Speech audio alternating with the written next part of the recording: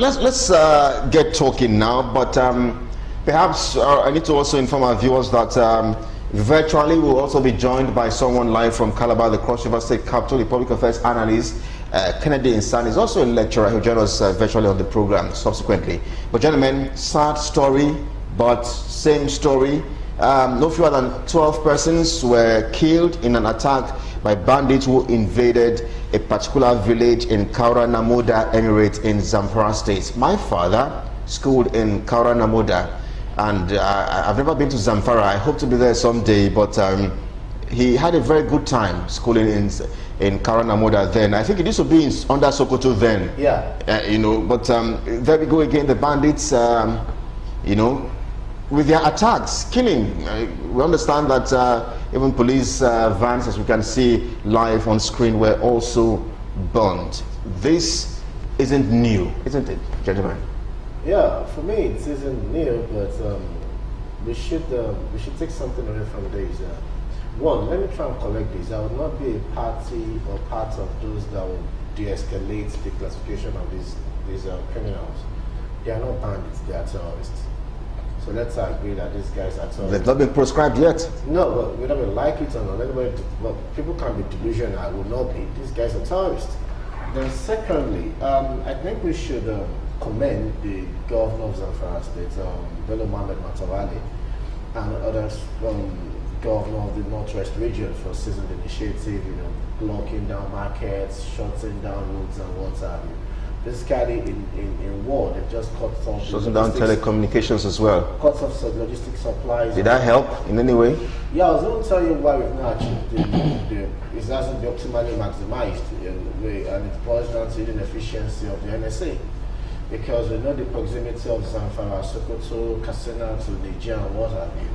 And at some point, the commander-in-chief, who is the principal of the NSA, had claimed that these guys are foreigners. And if the governors have done what they can do within their powers to shut down the borders of the state, it was necessary for the National Security Advisor, if it's not missing in action, should have complemented that with actions from the federal side, shutting down international borders with what's it called, Niger and what have you. By doing that, you've created a buffer zone, and at the same time, you are so close to identifying a battleground where you can now box the elements in a confined space and engage them and neutralize them.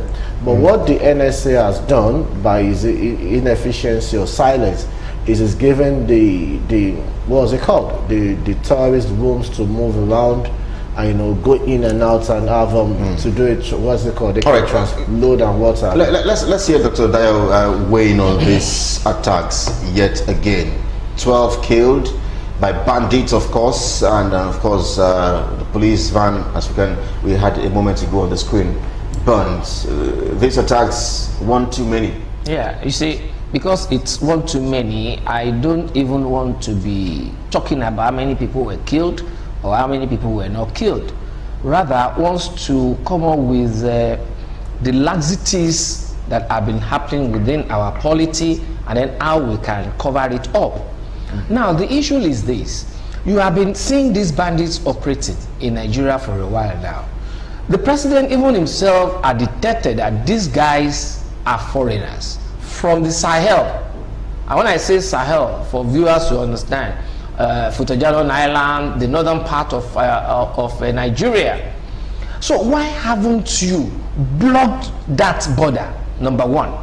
Number two, why haven't you been coming around with, what do I call it now?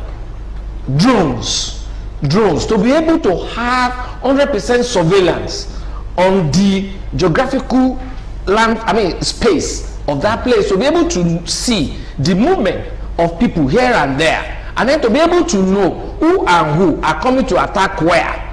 You know, these are issues that government see. If you say drones are very expensive, or reason I was just reading last week, somebody in Ibadan there had designed and manufactured drones that can be used. Even TV stations. Do you understand? No, let me correct something, please, Kelly.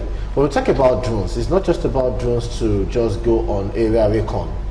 there are some drones that you get that can even engage. And that is, I think, that. Of course. No, these are the things. And this, excuse me, this is the kind of drone this guy developed in Ibadan. No. It was in the news. No. So why can't you engage such a person to up his game and all that? Before we go, the cheapest drone that can do that for us is called a Predator, and the last time I checked, its price is around $12 million. We can afford it. We can afford it, definitely. We can. You see, there's no way we can win this war. Like he said. Yes. So because we have to bring in. Sorry, even our Niger Comsat is also there. That is, I mean, satellites in the space. Gentlemen, yes. So he's working by the grace of God. Let's bring in Kennedy San, who joins us live now from Calabar, the Cross River State capital. Kennedy, my question to you is very simple. Why have these bandits not been proscribed just yet as terrorists?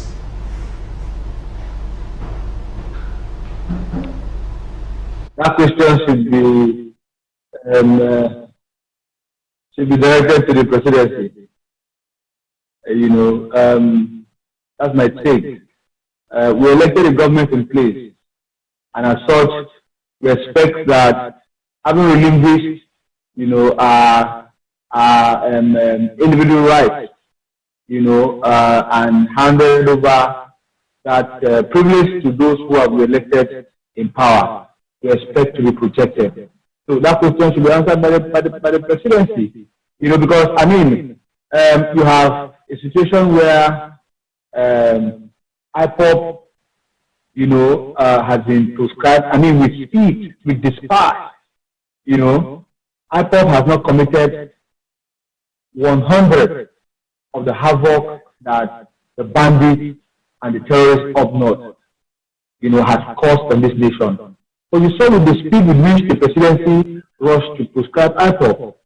So if that question should be directed to the conscience of those who are in charge of our nation. So, and it is embarrassing, that even the Katsina State governor came on television the other time on channel television and acknowledged that they know who these people are. That, they are their brothers and their sisters, and they knew them. And before that period, Governor El-Rufai came on channel television and also acknowledged that he was paying those who were killing people in Kaduna State. These things are not hidden. The hypocrisy of the Nigerian state is such that it's annoying, that we still allow these things to continue to go on. So that question should precisely be directed to those who are managing the affairs of the Nigerian state. For the next 60 seconds, Kennedy San. Do you think that if they're eventually proscribed, maybe to put an end to the activities, maybe perhaps the security agencies will treat them more as terrorists than bandits? Will that curb banditry and kidnappings as we've witnessed in many parts of the country?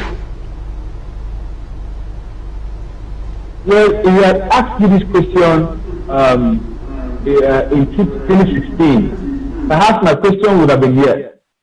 But looking back now at the body language of the president, the way that those who manage,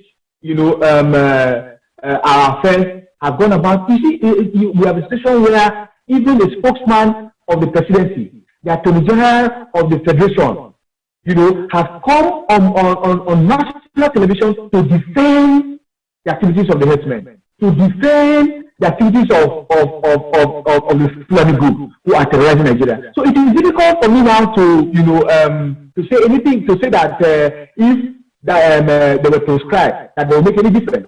What difference will it make when the body language of the president says the opposite, when the Attorney General of the Federation, the #1 law officer in the nation, will come on television to defend the activities of herdsmen and bandits? Or the spokesman of the presidency or the APC government now represents, have now become the spokesperson of the terrorists, or bandits.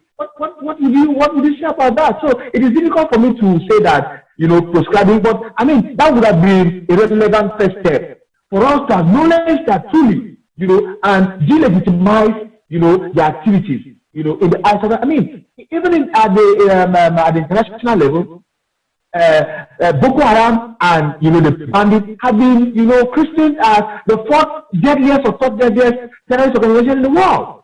And so it is unheard of that up to this point it is even difficult for those that we have given a mandate to lead us to be able to acknowledge that there's a problem in their hands and even prescribe this group of people. So I mean I can't say now if there will be I think Sheikh Gumi too should be queried to be able to lead us to where these people are. Is their spokesperson. He knows where they are. He knows who they are. So let us also talk to Sheikh Gumi. Let us press his stomach very well. You rather say so that he can speak up where these people are. For me, I'm just going to say this in 5 seconds, and I think we should also, when we talk about drones, I think it's in the news as well that the governor of Zamfara state has acquired drones that can do the surveillance and engagement like we are, because there's a need even for Nigeria as a country to procure drones that can engage these bandits and terrorists to reduce the combative and non-combative collateral damages. We are losing men. We are losing Nigerians. That's just my own take. Yes, I'm going to pose that question I posed to Kennedy to you, gentlemen, to respond in 15 seconds or less. If the bandits are proscribed, Dr. Dayo, if the bandits are proscribed as terrorists, will that curb banditry? Will that curb kidnappings?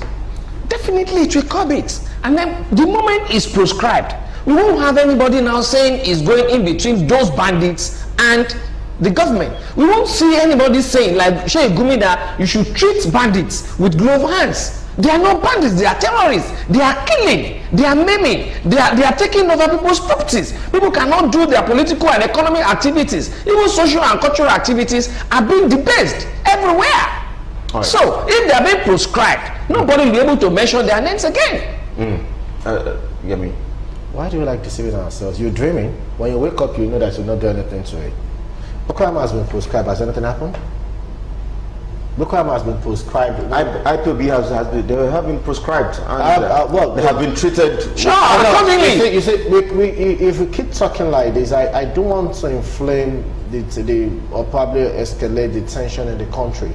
But if you look at because even the Senate have called on Mr. President to proscribe these bandits. Let's wonder why the president has before IPOB was proscribed, IPOB has not fired a single shot.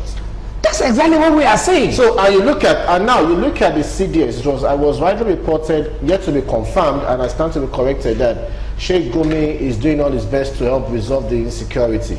You see Gumi thumping his chest saying he's doing this and the security agencies know what he's doing. But let somebody just cough about IPOB. All right. And you see the way the military might should just swamp on that person. So there's so much bias. The president should be decisive. The president himself should be decisive on this issue. The president and the president's secretary should be seen to be unbiased when it comes to treating national